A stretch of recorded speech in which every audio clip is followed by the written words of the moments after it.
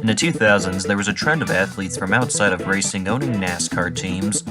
Notably, this included Super Bowl winning quarterbacks, Terry Bradshaw being a part owner in Fitz Bradshaw Motorsports, and Troy Aikman and Roger Staubach co-owning Hall of Fame Racing, respectively. Additionally, fellow NFL great Randy Moss formed a NASCAR race-winning team, Randy Moss Motorsports. Around this time, IndyCar had their own version of this phenomenon, when NBA star Carmelo Anthony had his own team. In 2006, Anthony was in the midst of his fourth NBA season, and he had made the playoffs the prior 2 seasons with the Denver Nuggets. As this was happening in March, Anthony became a part owner of the Himmelgarn Racing team, which would be called Carmelo Himmelgarn Racing. The deal was brokered by Gene Simmons and was announced just 11 days before the Homestead season opener. Himmelgarn was started by fitness center magnate Ron Himmelgarn and had competed in IndyCar since 1985. After the formation of the Indy Racing League as an alternative to the established Kart World Series in 1996, Himmelgarn became a strong team there. From 1996 to 2001 in the IRL, they won the 1996 Indianapolis 500, along with 7 races in the 2000 championship with Buddy Lazier. However, the team started to struggle later in the 2000s, as teams from karts started to compete in the IRL. From 2003 to 2005, the team only had 3 top 10 finishes out of 30 starts. The new Carmelo Himmelgarn team would have rookie PJ Chesson as their driver. Chesson had come from a background in the World of Outlaws Sprint Car Series before he started to compete in Indy Next in 2004 and 2005. In the former year, he won 3 races. When the 2006 IndyCar Series season started, the Carmelo Himmelgarn team did not have a primary sponsor. Regardless, Anthony himself was at the event. At Homestead, Chesson started in 16th place out of 16 drivers. When the race started, various drivers ahead of Chesson raced very aggressively. Chesson wisely drove conservatively at this moment. On lap 10, the race had its first caution period.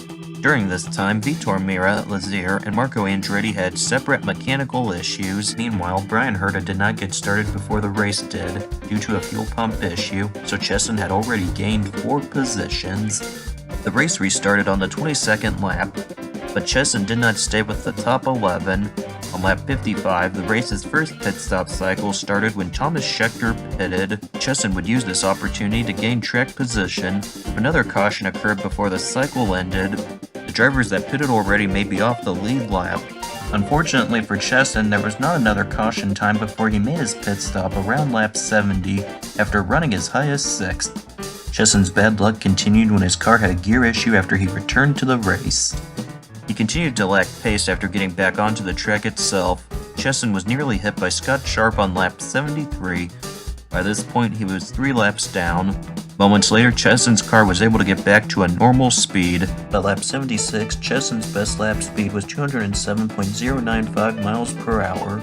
For reference, leader Sam Hornish Jr. was running at about 213 miles per hour. On lap 106, there was a caution for debris on the track. Chesson was now 4 laps down in 12th place, putting him 2 laps behind 11th ranked Eddie Cheever. During the caution period, as the leaders pitted, Chesson and other lap drivers remained on the track so that they could pass them and get back a lap.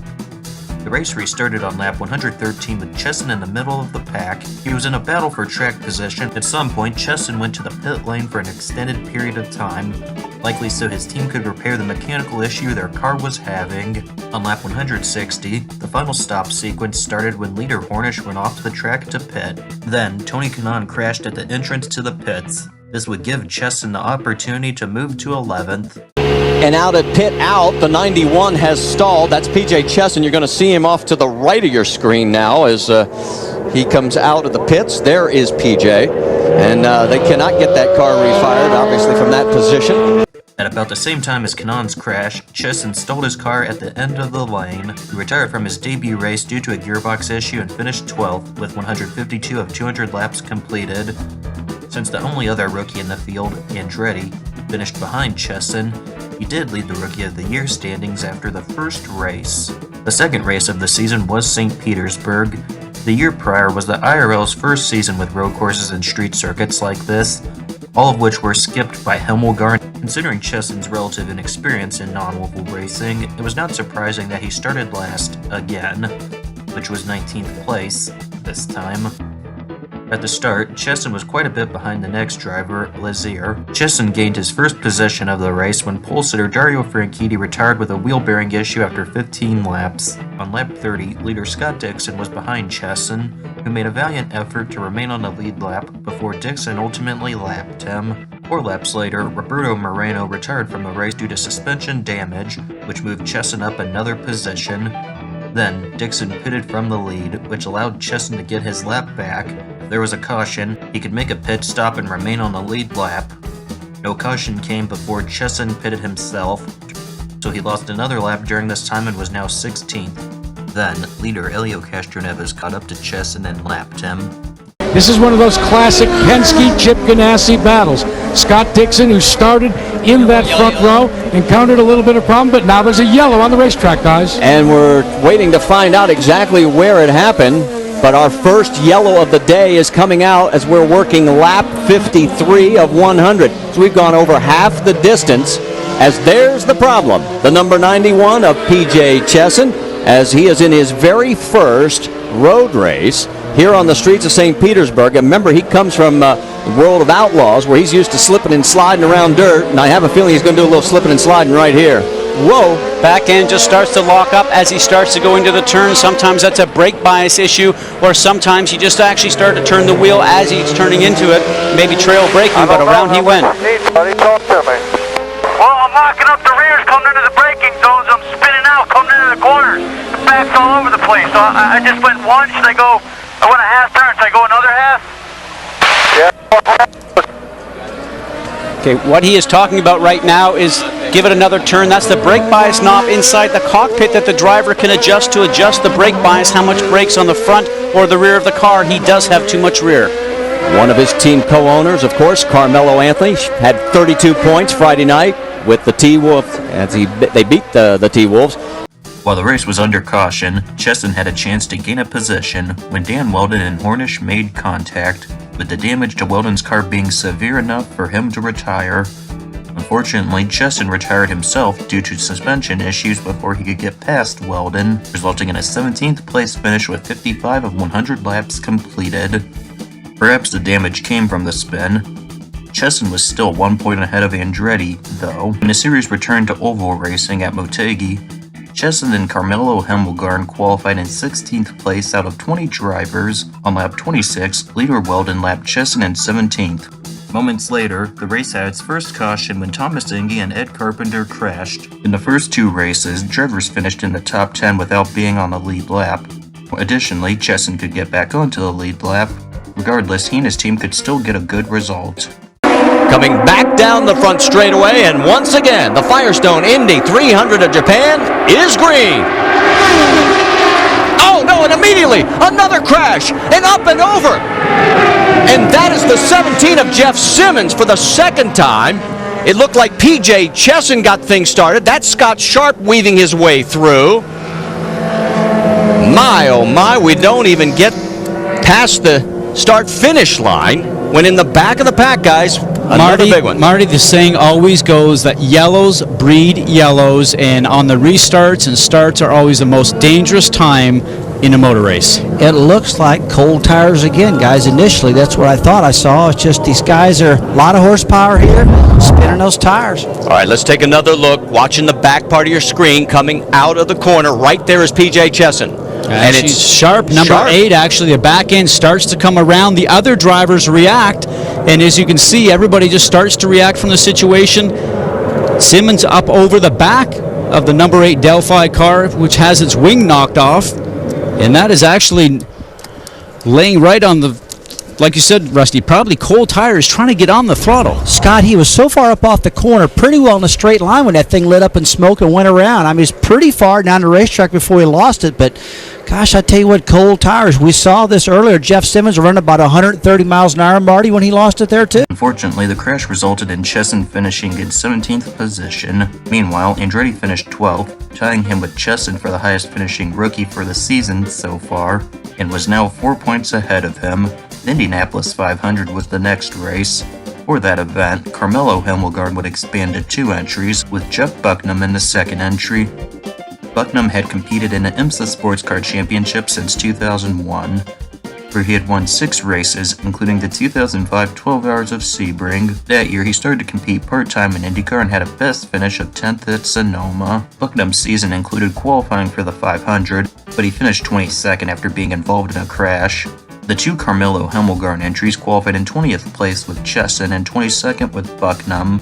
The Muscular Dystrophy Association was already sponsoring Buchanan's car and would become the main sponsor of Chesson's car after qualifying. Chesson was so excited for his 500 opportunity that he even got the race's logo tattooed on him. And everybody makes it through lap 1 clean. Jerry, you've got more. Dan Weldon told his crew he was going to try to lead lap 1 in turn 1. Whoa, trouble. Jerry, we have a crash involving at least 1 car and possibly 2. Yes, there's another car sliding to the infield on the backstretch. The number 92 is involved. That is Jeff Buchanan. His father raced here, and his race is over in lap number 2. I'm trying to see who that is on the second car involved.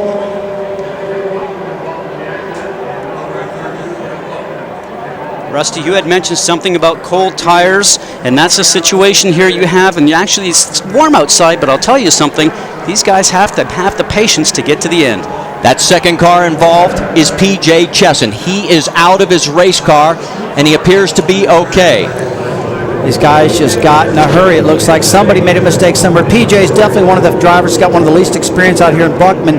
They both ran pretty good speeds in practice, been out of trouble all month long, but I was concerned, Scott, that at the beginning of this thing, this was going to happen. Let's go back and take another look. Oh, my.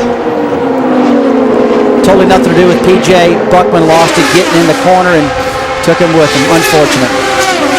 Remember, he's running in dirty air with that pack of car in front, and one of those cars was actually Jeff Simmons. So those 3 or 4 cars that are in front, all that turbulent air that comes off there makes your car not handle very well. You can see right at the middle of the turn where the G-forces, the load on the car, is the highest, is where the car lost grip, and it went up into the wall. Here we go again from a bit further back. You can see how the car does a 180 and continues and hits the wall. And what ends up happening is PJ Chesson is just along his ride because he gets taken out in that accident. As Vince, I think you've caught up with PJ Chesson. PJ Chesson just down to the infield care center. Did you have any opportunity to avoid it at all? Not really. It was one of those racing things where he just got what that white line looked like, or got real low on the racetrack and spun up into me. It's a real shame. We had Carmelo Anthony here today, and I want to thank Ron Hemmelgarn and everybody there. That all my guys are busting their butts to make this a great opportunity for me, and it's a shame we had to go out that way. An unfortunate end in his debut for PJ Chesson. The entire Carmelo Hemmelgarn lineup was eliminated when their 2 cars crashed together on the second lap, resulting in Buchanan finishing 32nd and Chesson in 33rd. At this point, Chesson was ranked 18th in the championship, the lowest of the drivers who had entered every race. With very little fanfare, the team closed. They did not enter the next race at Watkins Glen, despite having a 3rd car. Besides the 2 crashed at the 500, Hemmelgarn's IndyCar team would continue, independent of Anthony, through 2009. In the Carmelo Hemmelgarn team's brief existence, they retired from each race they did, had a best start of 16th twice at Homestead and Motegi with Chesson, best finish of 12th with Chesson at Homestead. Furthermore, they had an average start of 18.6 and an average finish of 22.2.